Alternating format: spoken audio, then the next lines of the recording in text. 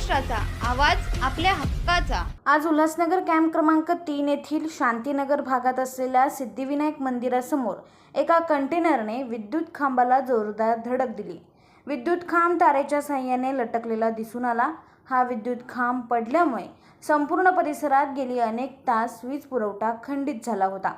याची माहिती महावितरण विभागाला स्थानिक नागरिकांकडून देण्यात आली असताना देखील घटनास्थळी महावितरणचे कर्मचारी पोहोचले नाहीत। खांबाचा पुरवठा अनेक तास सुरूच होता। सुदैवाने कंटेनरशी संपर्क न झाल्याने कोणतीही जीवितहानी यावेळी झाली नाही।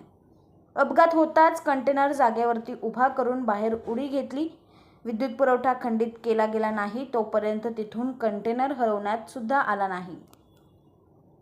तुमच्या परिसरातील काही घडामोडी किंवा समस्या असतील तर आमच्या वृत्तवाहिनीला संपर्क करा आणि तसेच सतत अपडेट राहण्यासाठी आमच्या वृत्तवाहिनीला सबस्क्राइब करा आणि बेल आयकॉन दाबायला विसरू नका।